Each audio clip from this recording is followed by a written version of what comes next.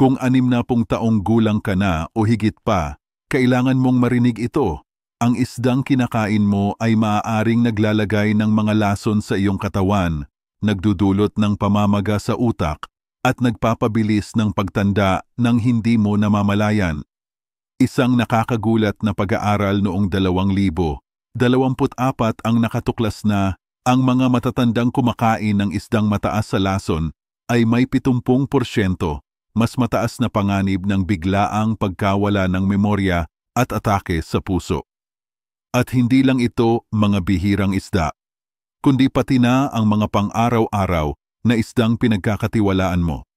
Ngayon, ibubunyag namin ang 4 na isdang dapat mong iwasan at ang 4 na makapangyarihang isdang kailangan mong simulan ngayon para manatiling matalino, malakas at independyente mula sa pinakamababa hanggang sa pinakamapanganib at pinakamakapangyarihan. Manatili hanggang sa dulo dahil ang huling isda ay ang hidden killer na hindi pinag-uusapan ng kahit sino. Bago tayo magsimula, sabihin mo sa akin sa mga komento, anong isda ang karaniwan mong binibili kapag namimili ka sa palengke? Ngayon, narito ang isang nakakatakot na katotohanan. Ang mga matatandang nalantad sa isdang mataas sa mercury ay nagpakita ng halos dobleng pagliit ng utak sa loob lamang ng 5 taon. Narito kung paano ito nangyayari at kung ano ang dapat mong iwasan agad para protektahan ang iyong sarili. Mapanganib na isda bilang 4, swordfish o Excalibur. Mukhang premium choice ang swordfish sa seafood counter. Makapal, malaman, at perpekto para sa inihaw. Pero para sa mga senior, ang swordfish ay isa sa pinakamapanganib na isdang maaari mong kainin. Narito ang katotohanan. Ang swordfish ay apex predator. Nasa tuktok sila ng food chain sa karagatan, nabubuhay ng matagal at kumakain ng daan-daang maliliit na isda sa paglipas ng panahon. Ibig sabihin, nag-iipon sila ng napakaraming mercury at iba pang environmental toxins sa kanilang laman. Lalo na nakamamatay ang mercury para sa mga matatanda.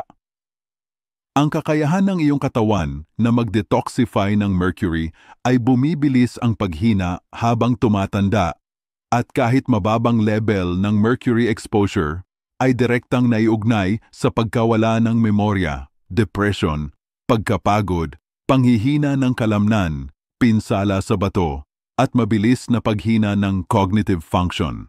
Isang pag-aaral noong 2023 na inilathala sa Neurology Today ang nagsiwalat na ang mga senior na may pinakamataas na mercury sa dugo ay may 38% mas mataas na panganib ng demensya sa loob lamang ng 5 taon.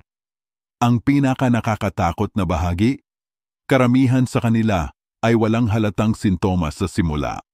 Unti-unting naipon ang mercury. Isang kain dito, isang steak doon, hanggang sa bigla na lang bumagsak ang iyong memorya, humina ang balanse, at magsimulang mawala ang iyong independensya. Ang swordfish ay hindi lang banta sa utak, nakaugnay din ito sa pinsala sa puso. Ayon sa isang ulat ng Environmental Working Group, ang mercury exposure ay humahadlang sa kakayahan ng katawan na kontrolin ang presyon ng dugo at sumisira sa lining ng mga daluyan ng dugo na nagpapataas ng panganib ng atake sa puso at stroke. Mataas na ang panganib ng mga senior at ang swordfish ay parang gasolina sa apoy. At may isang bagay na hindi sasabihin ng seafood industry. Ang pagsusuri mismo ng FDA ay patuloy na nakakita ng mga sample ng swordfish na may mercury levels na higit sa ligtas na limitasyon. Ang ilang steak ng swordfish ay naglalaman ng napakaraming mercury na ang isang serving ay maaaring doble o triple sa ligtas na weekly exposure. Para sa isang senior na may mabagal na detox system at mas delikadong mga organo, ito ay maaaring maging sakuna. Kung may swordfish sa menu, huwag mo lang itong iwasan, takbo ka na. Bawat kagat nito ay maaaring unti-unting sumisira sa iyong memorya, puso at kinabukasan. Mapanganib na isda bilang 3, tilapia na galing sa palaisdaan. Pangatlo sa ating listahan ng mapanganib na isda ay ang tilapia na galing sa palaisdaan. Marahil ay narinig mo na ang tilapia bilang isang magaan, mababa sa taba, o kahit na masustansyang opsyon para sa puso. Ngunit kapag tiningnan ng mabuti, ang tilapia na galing sa palaisdaan ay isa sa mga pinakamapanlinlang at mapanganib na isda na maaaring kainin ng isang matanda. Una, nakakagulat ang kalagayan ng pag-aalaga ng tilapia. Mahigit 80% ng supply ng tilapia sa mundo ay nagmumula sa mga masikip at maruming palaisdaan, karamihan ay sa China at ilang bahagi ng Timog Silangang Asya. Ang mga isdang ito ay inaalagaan sa maruming at stagnant na tubig, kadalasang pinapakain ng mga processed na diet na gawa sa mais at toyo imbes na natural na pagkain sa tubig. Mas malala pa, sila ay binibigyan ng maraming antibiotics, hormones, at kahit mga ipinagbabawal na chemical para lamang mabuhay.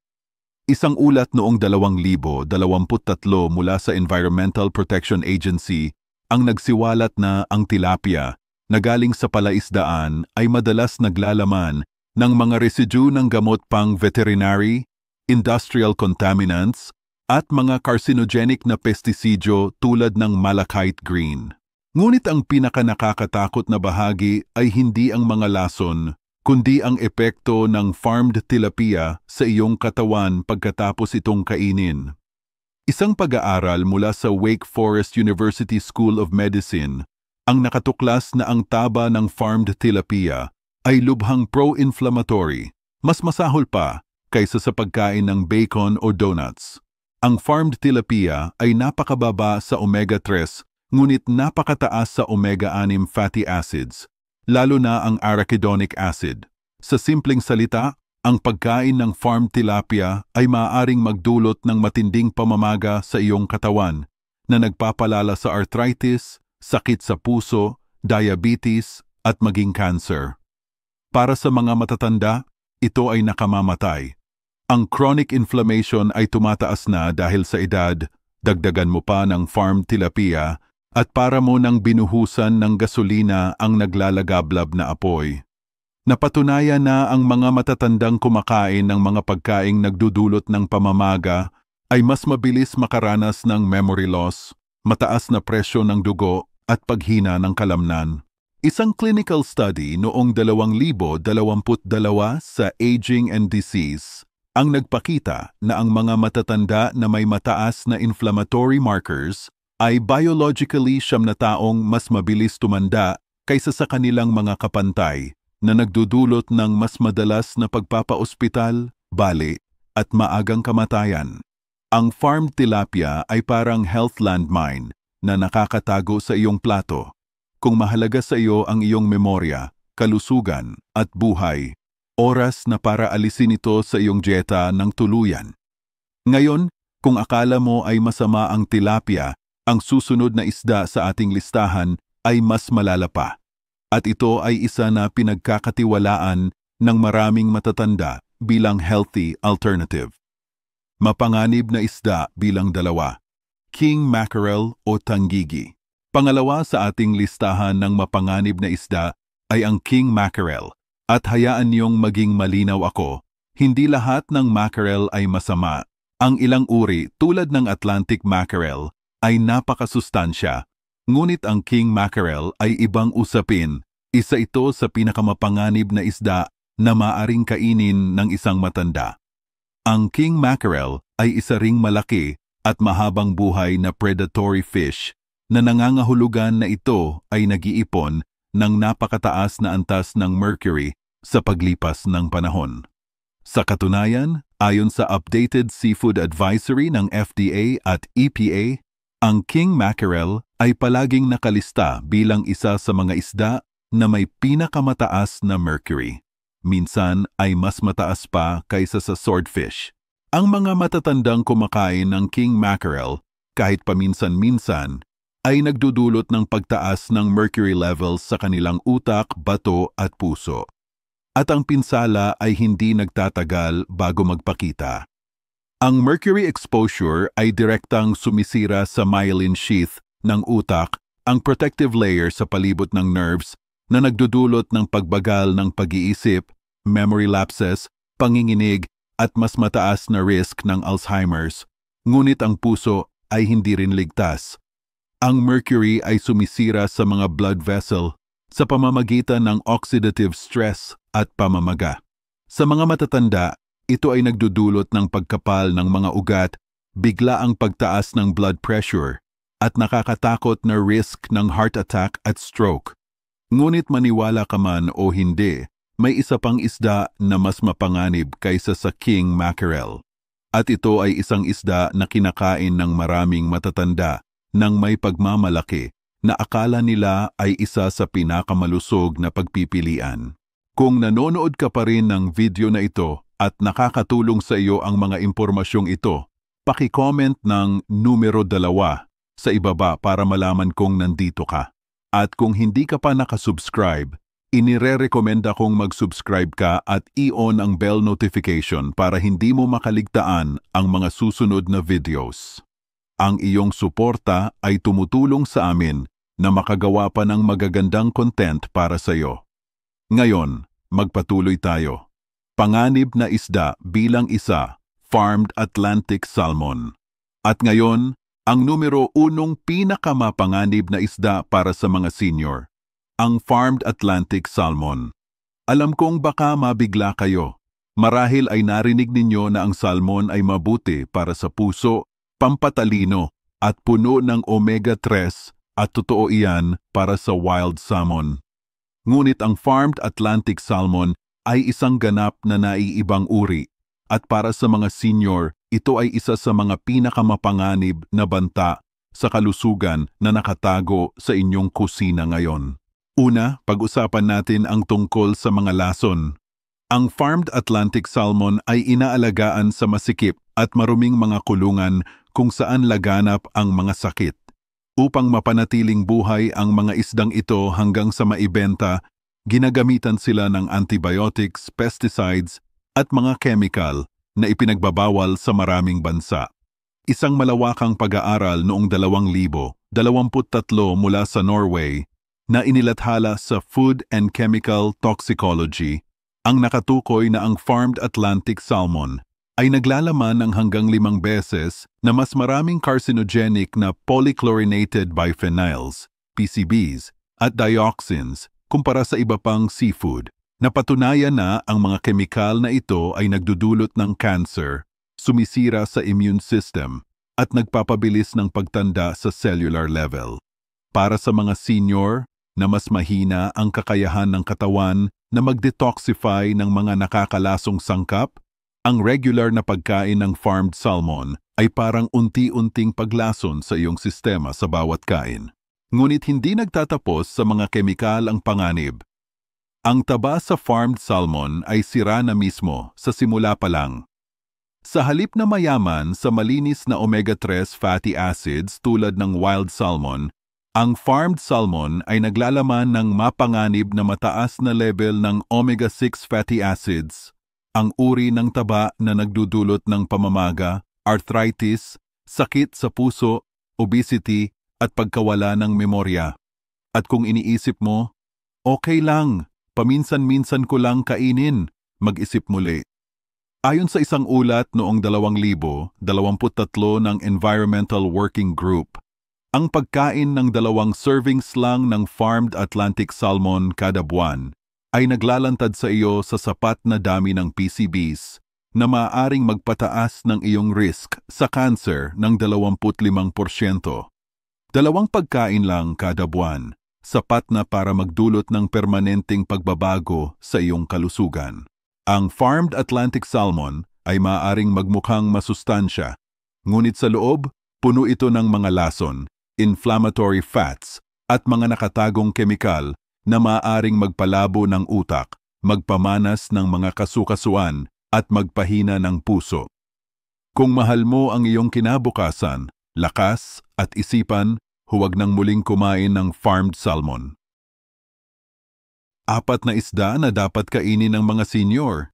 Ligtas na isda bilang 4, sardinas. Sa ika-4 na pwesto sa listahan ng mga isdang dapat kainin ng mga senior ay ang sardinas. Oo, alam ko, Hindi kasing ganda ng itsura ng salmon steak o tuna fillet ang sardinas. Maliit ito, delata at mura. Ngunit pagdating sa kalusugan ng mga senior, ang sardinas ay isa sa pinakamalakas na sandata laban sa pagtanda at pinatutunayan ito ng siyensya. Una, punong-puno ang sardinas ng omega-3 fatty acids at hindi ordinaryong omega-3.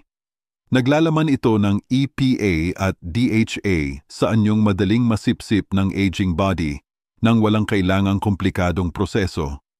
Mahalaga ang omega-3 na ito dahil pagkalampas ng 60, humihina ang kakayahan ng katawan na mag-repair ng brain cells, magbawas ng pamamaga sa mga ugat, at i-regulate ang immune system. Kung kulang sa omega-3, mas madaling kapitan ng memory loss, sakit sa puso, arthritis, at depression ang mga senior. Isang malaking pag-aaral noong 2022 mula sa Frontiers in Aging Neuroscience ang nagsabing ang mga senior na may mataas na level ng EPA at DHA sa dugo ay 50% mas mabagal ang paghina ng cognitive function kumpara sa mga may mababang level. Ngunit hindi lang utak ang pinoprotektahan ng sardinas.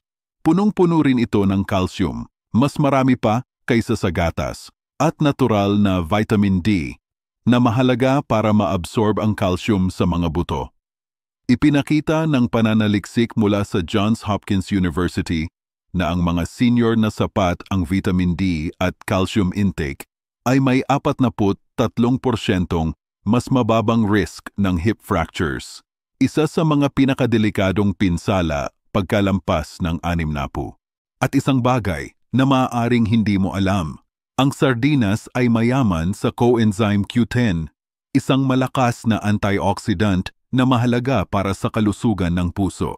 Natural na bumababa ang produksyon ng coenzyme Q10 habang tumatanda, at ang mababang level nito ay naiuugnay sa heart failure, pagkapagod, at panghihina ng kalamnan. Ang pagkain ng sardinas ay natural na nagpapataas ng coenzyme Q10 levels, nagpapabuti ng enerhiya, tibay ng puso, at pangkalahatang lakas. Dagdag pa, ang sardinas ay praktikal, abot kaya, hindi agad nasisira, at madaling ihanda. Hindi kailangan ng maselang pagluluto. Bukas lang ang delata, lagyan ng konting olive oil at lemon, at mayroon ka ng kumpletong anti-aging meal sa ilang minuto. Ngunit kahit gaano kalakas ang sardinas, ang susunod na isda sa ating listahan ay nagbibigay ng mas malakas na proteksyon at maaaring maging susi para labanan ang matagal ng pamamaga sa loob ng iyong katawan. Ligtas na isda bilang 3, wild-caught na salmon. Pangatlo sa ating listahan ng dapat kainin ay ang wild-caught na salmon. At hayaan niyo na maging malinaw ako. Wild-caught na salmon lamang. Huwag kailanman yung farmed. Dahil para sa mga senior, ang wild-caught na salmon ay hindi lang isa pang masustansyang pagkain. Ito ay isang kumpletong anti-aging system na nakaimpake sa isang masarap na pagkain. Una, ang wild-caught na salmon ay isa sa may pinakamayamang natural na pinagmumulan ng EPA at DHA, ang dalawang omega-3 fatty acids na lubhang kailangan ng iyong utak, puso at mga kasukasuan habang tumatanda ka. Isang landmark na pag-aaral noong 2023 sa Journal of the Geriatric Society ang sumubaybay sa mahigit 6,000 senior sa loob ng 5 taon. Natuklasan nito na ang mga may pinakamataas na antas ng omega-3 sa dugo ay may 47% na mas mababang panganib ng cognitive impairment at 39% na mas mababang panganib ng kamatayan dahil sa sakit sa puso kumpara sa mga may mababang antas. Isipin mo ito, ang pagkain ng mga pagkaing mayaman sa omega-3 tulad ng wild salmon ay maaaring literal na makapagpahaba ng iyong buhay at panatilihin ang iyong mental na talas upang masiyahan ka sa mga ekstrang taon na iyon. Ngunit ang wild salmon ay hindi lang pampalakas ng utak. Ito rin ay isang lihim na sandata laban sa 2 tahimik na pumatay na sumusugod sa mga senior, pamamaga at oxidative stress. Ang wild salmon ay naglalaman ng astaxanthin, isang bihirang antioxidant na nagbibigay sa isda ng natural nitong matingkad na kulay, rosas. Ang astaxanthin ay 6,000 beses na mas malakas kaysa sa vitamin C at 800 beses na mas malakas kaysa sa coenzyme Q10 sa pag-neutralize ng free radicals. Ang mga molekulang sumisira sa iyong mga selula, pumipinsala sa iyong DNA at nagpapabilis sa mga nakikita at hindi nakikitang palatandaan ng pagtanda. Isang pagsubok noong 2022 na inilathala sa Journal of Clinical Nutrition and Aging ay nagpakita na ang mga senior na kumain ng mga pagkaing mayaman sa astaxanthin tulad ng wild salmon ay may mas kaunting mga marker ng pamamaga sa kanilang dugo at nagpakita pa ng pagbuti ng lakas ng kalamnan at skin elasticity pagkatapos lamang ng 3 buwan. Ang isa pang pangunahing benepisyo ay ang malinis na protina ng salmon. Ang mga senior ay nasa malaking panganib ng sarcopenia, ang progresibong pagkawala ng mass ng kalamnan na maaaring mag-iwan sa iyo ng mahina, marupok at dependent. Ang wild-caught salmon ay nagbibigay ng madaling tunawin, muscle-building na protina nang walang mga inflammatory byproducts na makukuha mo mula sa processed meats. Mas ng kalamnan kaysa sa kanilang mga kapantay sa standard diets. Ang wild-caught na salmon ay hindi lang pagkain. Ito ay life insurance para sa iyong utak, puso at mga kalamnan. Kung seryoso ka sa pagiging malakas, malinaw ang isip at masigla sa iyong 70, 80 at higit pa, gawing sentro ng iyong dieta ang wild-caught na salmon. Ngunit kung gaano kaganda ang wild-caught na salmon, ang susunod na isda sa ating listahan ay nag-aalok ng ibang uri ng proteksyon, isang partikular na tumutugon sa iyong mga arterya, kasukasuan at immune system ng sabay-sabay. Ligtas na isda bilang 2, Atlantic mackerel. Pangalawa sa ating listahan ng dapat kainin ay ang Atlantic mackerel at huwag itong ipagkamali sa king mackerel na na-expose na natin bilang mapanganib dahil sa mataas na mercury. Ang Atlantic mackerel ay isang ganap na ibang kwento at para sa mga senior, maaari itong maging pagkakaiba sa pagitan ng masiglang kalusugan at mabagal na paghina. Una, ang Atlantic mackerel ay isa sa may pinakamayamang natural na pinagmumulan ng omega-3 fatty acids sa mundo, mas mataas pa kaysa sa salmon. Bawat kagat ay nagbibigay ng malakas na dosis ng EPA at DHA, ang eksaktong building blocks na labis na kailangan ng iyong tumatandang utak at puso. Isang longitudinal study noong 2023 na inilathala sa Journal of Aging Research ang nakatuklas na ang mga senior na kumain ng oily fish tulad ng Atlantic mackerel ng 3 beses sa isang linggo ay may 52% na mas mababang panganib ng stroke, 43% na mas mababang panganib ng dementia, at kahit na mas malakas na grip strength, isang pangunahing predictor ng kahabaan ng buhay. Ang isda na ito ay isa ring kamanghamanghang pinagmumulan ng selenium, isang mineral na kumikilos tulad ng panloob na kalasag laban sa oxidative stress at immune decline. Ang antas ng selenium ay natural na bumababa sa edad at ang mababang selenium ay naiugnay sa huminang immune response, mas mataas na panganib ng cancer at mas mabilis na cognitive aging. Ang mga senior na may optimal na selenium intake ay ipinakita na nagdurusa sa kalahati ng rate ng mga impeksyon at mas mababang rate ng cardiovascular disease ayon sa isang 2023 meta-analysis na inilathala sa Nutrients. Ang Atlantic mackerel ay nag-aalok ng malinis, bioavailable na dosis ng selenium na sumusuporta sa iyong immune system mula sa loob palabas. At narito ang isa pang malaking pakinabang para sa mga senior. Ang Atlantic mackerel ay natural na mababa sa mercury dahil ito ay isang maliit na isda na may mas maikling lifespan. Hindi ito nag-iipon ng mapanganib na heavy metals tulad ng ginagawa ng mas malalaking predatory fish. Ang Atlantic mackerel ay perpektong superfood ng kalikasan para sa mga senior. Malinis, malakas, at puno ng eksaktong nutrients na kailangan ng iyong utak, puso, at mga kalamnan habang tumatanda ka. Kung nais mong manatiling malakas, independent, at mentally sharp, ang mapagpakumbabang maliit na isdang ito ay maaaring maging iyong lihim na sandata.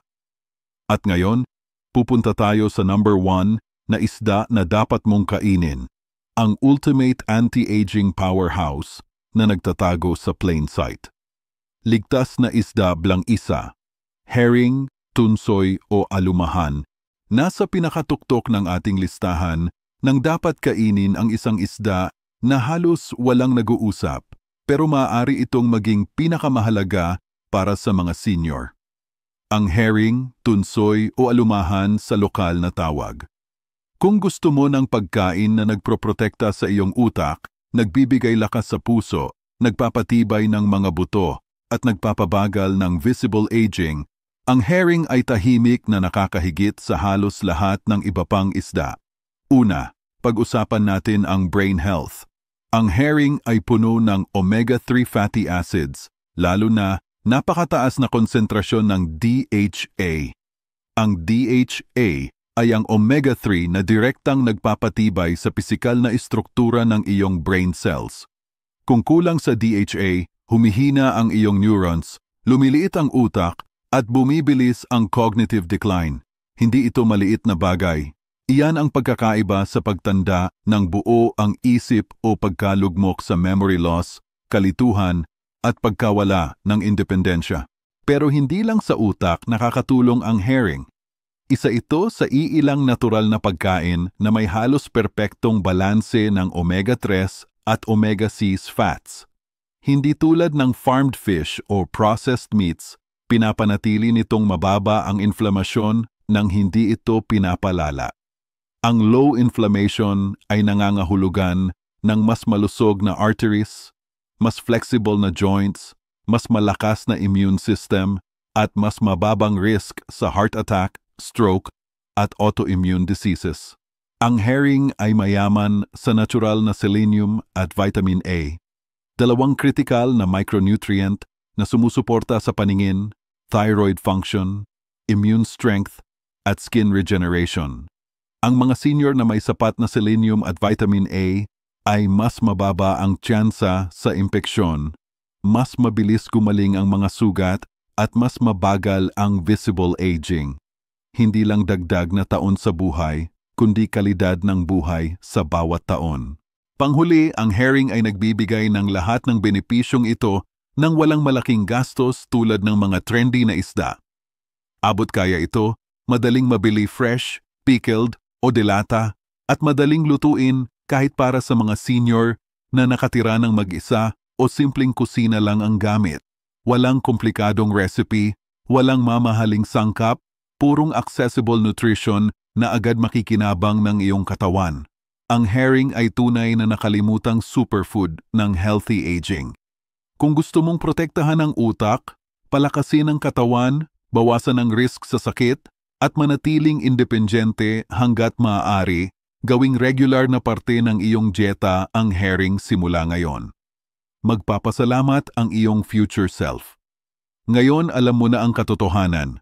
Ang isdang pipiliin mo ay maaaring magnakaw ng iyong memorya, sirain ang puso, at pabilisin ang pagtanda.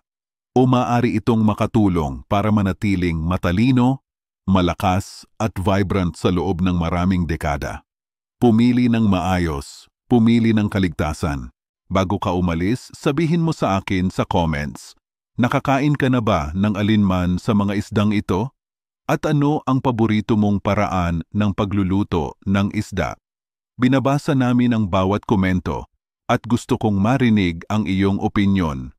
At kung nakatulong sa iyo ang videong ito, huwag kalimutang pindutin ang subscribe button ngayon din. Marami pa kaming health content na nakatuon sa mga senior na parating at maniwala ka sa akin, hindi mo ito dapat palampasin. Salamat sa panonood.